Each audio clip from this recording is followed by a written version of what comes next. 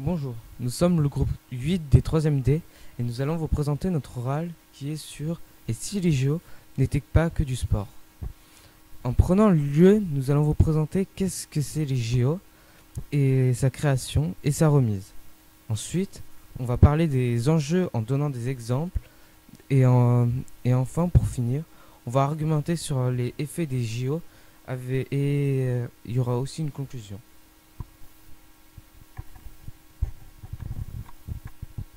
Les origines et sa remise. Les Jeux Olympiques étaient des jeux qui ont commencé en moins 776 avant Jésus-Christ. Ils étaient à l'honneur des dieux, surtout Zeus, ou pour juste les apaiser. Aussi pour essayer d'arrêter les multiples guerres entre les cités. C'était appelé des trêves olympiques.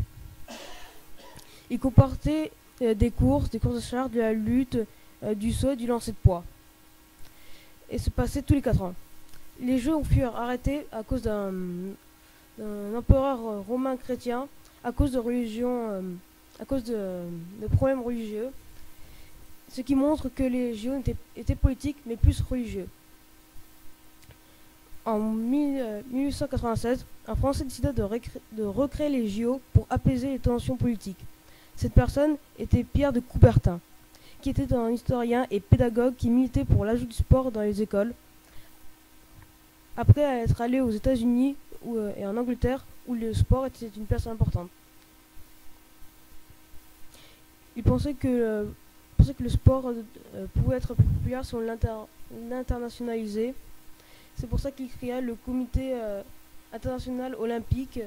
Et lors d'une réunion à l'université de Sorbonne, où 12 délégués de différents pays ont voté pour les JO et les premiers Jeux Olympiques ont commencé en 1896. Cependant, il démissionnera en 1925 car ses opinions racistes et misogynes n'étaient pas très appréciées et étaient refusées. Et aussi, il disait que les JO ne devaient pas être politiques, cependant, il disait que ça pouvait rapprocher les pays.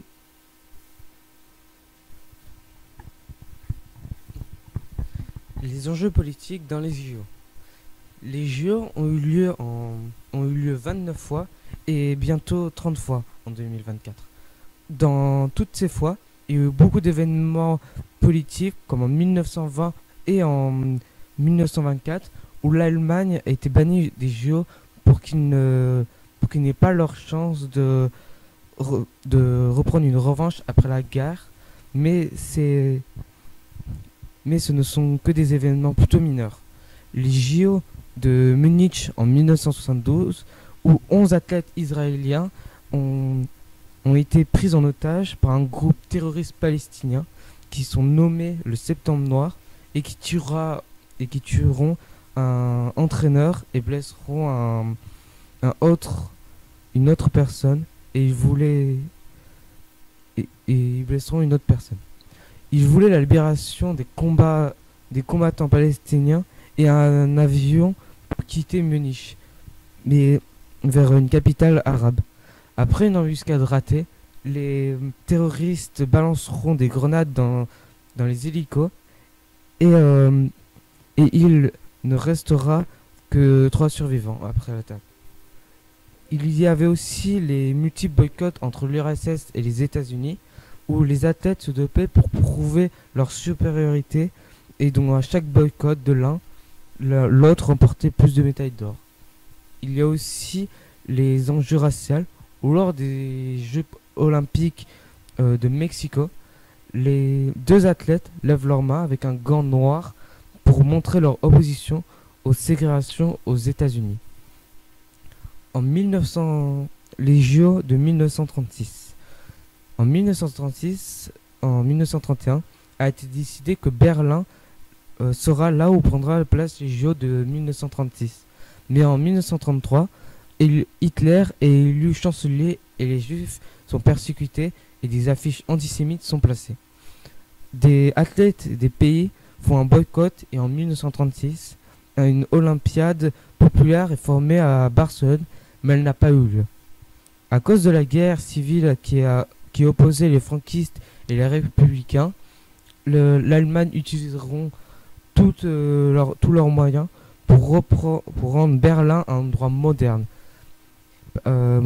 pacifiste et agréable. Toutes les affiches discriminatoires sont enlevées et sont remplacées par des croix gammées, elles sont aussi montrées partout. Les JO sont diffusés à la télé. Un documentaire est produit par Leni Riefenstahl qui fait tout pour repousser les limites. L'Allemagne gagnera 89 médailles en tout. Cependant, un athlète noir américain volera la vedette. Il s'appelait Jesse Owen, qui obtiendra 4 médailles à lui tout seul, ce qui est un très grand symbole qui détruira les idées ariennes des nazis. Maintenant, je vais passer à mon camarade Mathis.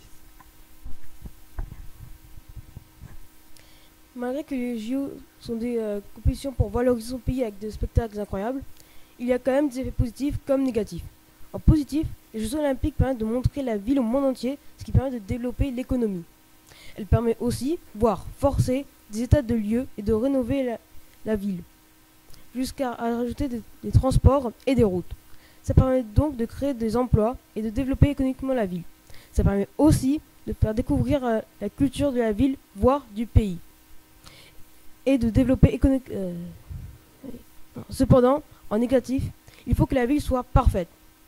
Et tout ce qui est indésirable sera éjecté ou enlevé, comme pour les JO de 2024, où plusieurs personnes soupçonnaient que Paris, voire l'Île-de-France, enlevait plus d'SDF que les années précédentes.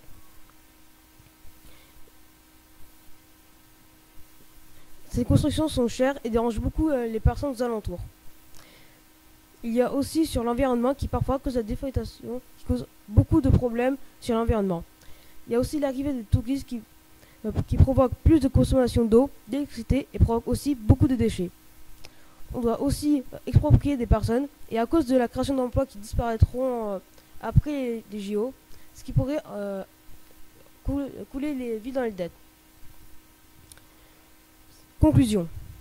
Malgré les enjeux politiques et environnementaux, les JO sont toujours en cours, ce qui permet de provoquer du tourisme de masse. Ça permet de faire découvrir des cultures malgré les conséquences. Les JO sont quand même importants. Pour nous, les JO sont importants. Grâce au côté positif que ça emmène au pays, aux villes, mais aussi négatif comme sur l'environnement et autres. Malgré le côté négatif, on pense que ça emporte plus de côté positif et dont on doit continuer à en faire.